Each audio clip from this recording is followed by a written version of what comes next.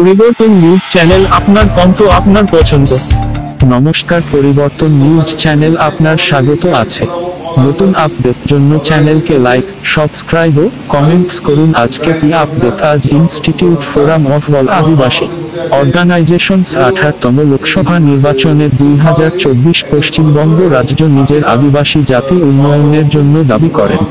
11 দফা দাবিতে সহ প্রতিবাদ বক্তব্য রাখেন ডক্টর সুবোধ হাঁসদা। হিন্দু জাতির আইন সিএএ জবরদস্তি চাপিয়ে দেয়া চেষ্টা, তার প্রতিবাদ প্রেস বার্তা করেন।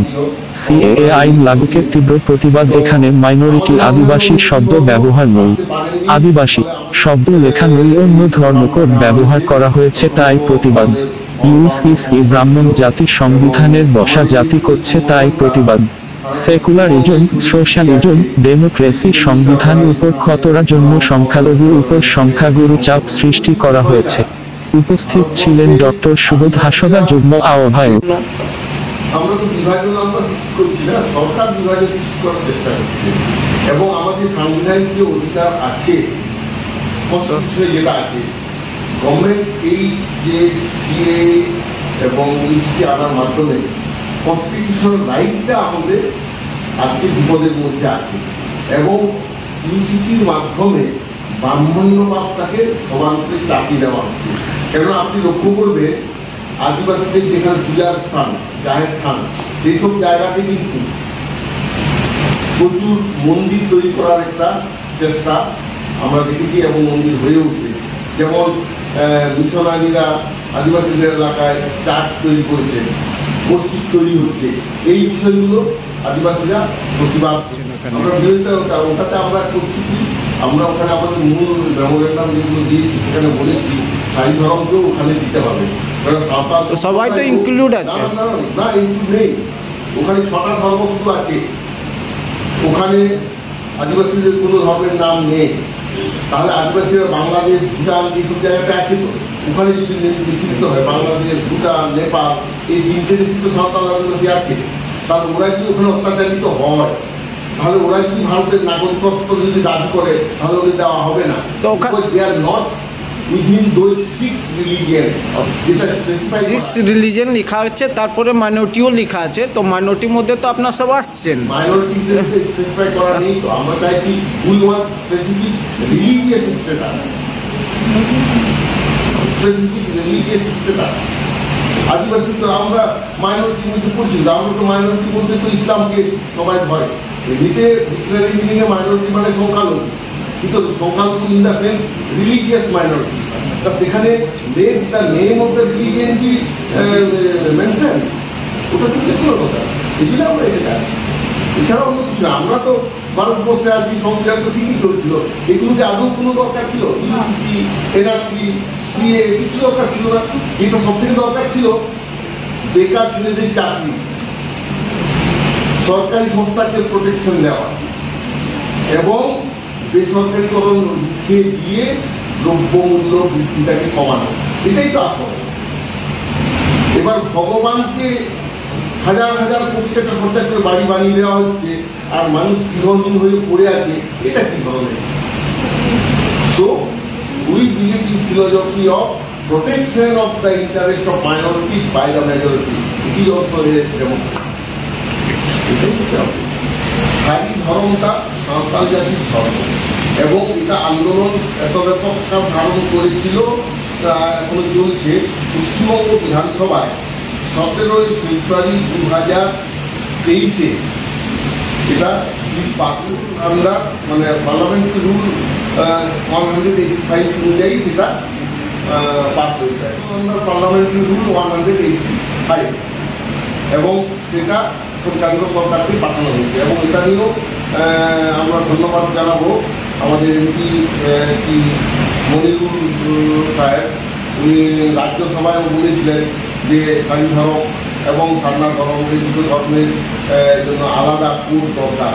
তার পশ্চিমবঙ্গ থেকে সাঁওতাল আদিবাসীদের জন্য সারি ধর্ম এবং অসাঁওতাল আদিবাসী যারা, তাদের জন্য সারনা ধর্ম দুটো ওখানে পাস হয়েছে। আর 8 রাজ্য থেকে সারনা ধর্মের বিল পাস হয়েছিল। সুতরাং কেউটা বিভিন্নভাবে আদিবাসীদের ঠকিয়ে কিন্তু রেজিস্ট্রি অফিস সহযোগিতা করছে, অন্যরা আটকিয়ে দিচ্ছে। তো এই জিনিসগুলো বন্ধ করার জন্যই আমাদের আন্দোলনটা। যেভাবে আজকে এসটি সার্টিফিকেটটা যারা আদিবাসী নয় তাদেরকে দেওয়া হচ্ছে, সরকারি অফিসে তার জন্য ইনভলভ, সরকারি অফিসার বা সরকারি অফিসে একটি হয়, তাহলে এরকম কিছু চিন্তা হয় না। সেই জন্য আমরা প্রতিবাদ করছি, সরকারের দৃষ্টি আকর্ষণ করছি, এবং আমরা সিবিআই অনুসন্ধানেরও আমরা দাবি জানাবো খুব তাড়াতাড়ি যে এই ফেক এসটি সার্টিফিকেট এবং জমিগুলোকে এরকমভাবে আগে ভাগে করতে যাবো না, কিন্তু আগে আমরা গভর্নমেন্টের সাথে আমরা নেগোসিয়েশনকে যাচ্ছি। এই ছাড়া আমরা গভর্নমেন্টের বিভিন্ন অনুসন্ধানকারী দলকে এজেন্সি, ইনভেস্টিগেশন এজেন্সিকে আমরা দেবো, বা কোর্টে তো একসময় যেতেই হবে যদি বিচার না হয়।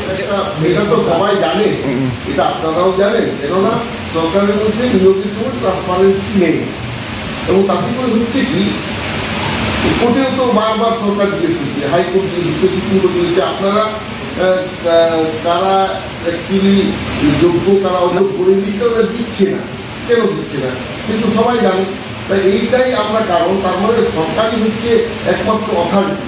স্কুল সার্ভিস কমিশন সরকারেরই একটা স্বশাসিত সংস্থা, ওরা ট্রান্সপারেন্সি নিয়ে কাজ করবে, এটাই তো আমরা মনে করি। এবং ট্রান্সপারেন্সি নিয়ে কাজ করলে আদিবাসীরাও তাদের আমরা এইগুলো আমরা কিছু দিচ্ছি, এবং এটা নিয়ে আমাদের মধ্যে অ্যাওয়ারনেসটাও ক্রিয়েট করছি। কারণ এইগুলো আবার চলতেই থাকবে।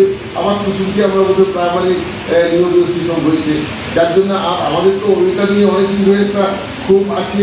সাঁওতালি মাধ্যম বিদ্যালয়গুলোতে আমরা দেখছি অসাঁওতালগুলোকে সেখানে দেওয়া হয়েছে। হ্যাঁ, ইন্ট্রোডিউস হতে যাচ্ছে, ইউসিসি ইন্ট্রোডিউস হতে যাচ্ছে, তখন ওরা আদিবাসী হওয়ার জন্য হঠাৎ করে উঠে পড়ে লেগেছে। এবং সরকারকে মেলাইন করা, সরকারকে ভুল পথে চালিত করে ভুল তথ্য দিয়ে তাদের আদিবাসী স্ট্যাটাস অর্জন করার একটা চেষ্টা ওনারা করেছেন। এবং দুর্ভাগ্যবশত কিছু রাজনৈতিক দল তাদের এই অন্যায় আবদারকে সমর্থন করে, এটা আমরা তীব্র ভাষায় প্রতিবাদ। বেশি ফেক ক্যান্ডিডেটকে এসটি সার্টিফিকেট ইস্যু করা হয়েছে, যারা আদতেই আদিবাসী নয় তাদেরকে আদিবাসীর শংসাপত্র দেওয়া হয়েছে সরকারি দপ্তর থেকে। এবং যারা দিচ্ছেন তারা সব কোয়ালিফাইড অফিসার, সব আইএস অফিসার, এবং তাদের হচ্ছে এসটিও। তো তারা সার্টিফিকেট ইস্যু করছেন নন ট্রাইবেল যারা, তাদেরকে।